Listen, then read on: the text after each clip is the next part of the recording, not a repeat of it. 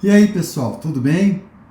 Eu sou o Luiz Aires e estou novamente com vocês hoje para apresentar o resumo do capítulo 7, O Reconhecimento do Trabalho, do livro A Tirania do Mérito, cujo autor é o Michael J. Sandel.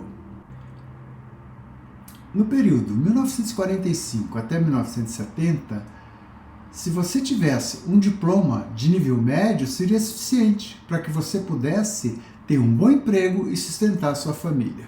Para vocês terem uma ideia, em 2010, a diferença de rendimentos entre uma pessoa de nível superior e uma pessoa de nível médio dobrou. Outro fator importante a ser registrado é que no período 1979 a 2016, o emprego nos Estados Unidos caiu de 19,5 milhões vagas de trabalho para 12 milhões. A máquina de triagem e a globalização da década de 1980 foram os grandes responsáveis pela redução salarial dos trabalhadores que não tinham diploma universitário. Entendendo que o dinheiro que recebemos reflete o valor de nossa contribuição social e é resultante da triagem meritocrática. Em 2016, o descontentamento populista estava associado ao desemprego e aos salários ou ao deslocamento social? Trabalho é tanto econômico quanto cultural. Ele é a fonte tanto de recursos quanto do reconhecimento e estima social. Cada dia que se passava com a falta de empregos, ficou mais difícil a recolocação de idosos. E com isso, eles abriram mão de procurar empregos. As pessoas que moravam em comunidades eram ignoradas, desrespeitadas e acreditavam que o governo direcionava muito imposto e atenção para minorias raciais, inscritos em políticas de bem-estar social e para profissionais urbanos preguiçosos, que trabalham em escritórios e somente produzem ideias. O progresso econômico tornou-se restrito a uma pequena elite. Para a grande base, a máquina do sonho americano se acabou, devido à automação, à deslocalização industrial e ao crescente poder das multinacionais, vis-à-vis sua força de trabalho. Quem acreditava ter esperado pacientemente por sua chance no sonho americano, descobriu outras minorias furando fila. Pessoas negras, mulheres, imigrantes e refugiados. Com o aumento da desigualdade nos últimos anos, o ressentimento da classe trabalhadora aumentou e reuniu forças, levando alguns políticos a reagirem com discursos sobre a dignidade do trabalho. Algumas pessoas conservadoras argumentavam que o corte nas políticas do bem-estar social honra a dignidade do trabalho, tornando a vida mais fácil para quem é ocioso e cortando a relação entre essas pessoas e o governo. Por outro lado, os liberais apelam para a dignidade do trabalho, na tentativa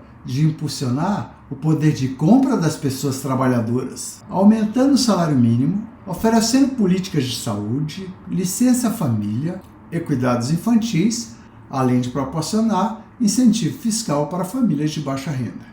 Em 1968, Robert Kennedy enfatizou que a dor do desemprego não era simplesmente porque eles estavam privados de contribuir com o bem comum, mas não ter utilidade para os demais cidadãos. A ênfase liberal em justiça distributiva oferece um contrapeso para o foco concentrado em maximizar o PIB.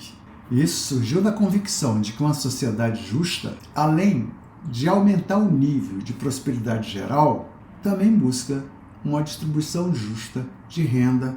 Esse sentimento é efeito da triagem meritocrática com a globalização favorável ao mercado. Somente um programa político que reconheça essa ferida e busque renovar a dignidade do trabalho pode dialogar com o descontentamento que agita nossa política. Um programa assim deve atender tanto à justiça contributiva quanto à distributiva. O bem comum é alcançado ao maximizarmos a prosperidade consumidora, que resulta da maximização do crescimento econômico. Nesses termos, os salários de mercado são uma boa medida para identificar quem contribuiu com o quê. As contribuições mais valiosas decorrem daqueles que recebem mais dinheiro ao produzirem bens e oferecem um serviço que os consumidores desejam.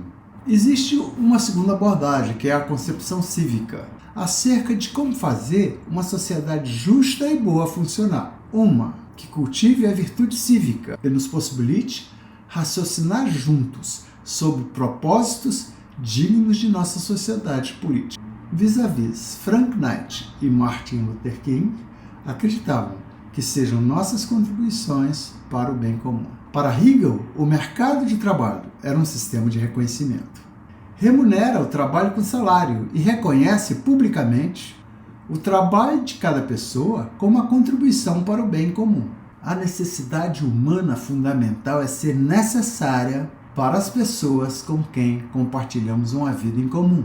A dignidade do trabalho consiste em usar nossas habilidades para atender a essas necessidades. Se esse for o significado de viver uma vida boa, será então um erro conceber o consumo como o único fim e objetivo da atividade econômica. Para quem se preocupou com salários estagnados, terceirização, desigualdade e o medo que imigrantes e robôs pegassem os seus empregos, as elites governamentais ofereceram um conselho animador: faça a faculdade, prepare-se para competir na economia global. A maioria das pessoas concordaria que o que se recebe por este ou aquele emprego, em geral, exagera ou subestima o valor social real do trabalho que é feito.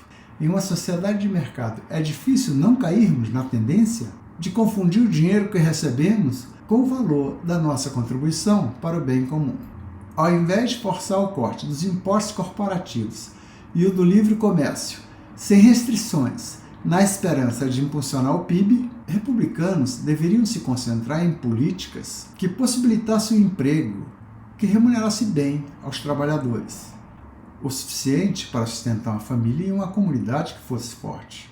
Sendo isso mais importante para uma comunidade do que o crescimento econômico. Ayn Rand, crítico do estado do bem-estar social, diferenciou formadores, aqueles que mais contribuem para a economia, e tomadores, aqueles que recebem mais em benefício do governo do que pagam impostos. Ele temia que, à medida do estado do bem-estar social crescesse, os chamados tomadores superassem os formadores em quantidade. Hannah Faroha, colunista de negócios do New York Times e da CNN, propõe substituir todos ou alguns impostos sobre folhas de pagamento por imposto sobre transação financeira, sobre especulações semelhantes a cassinos que não ajudam a economia real.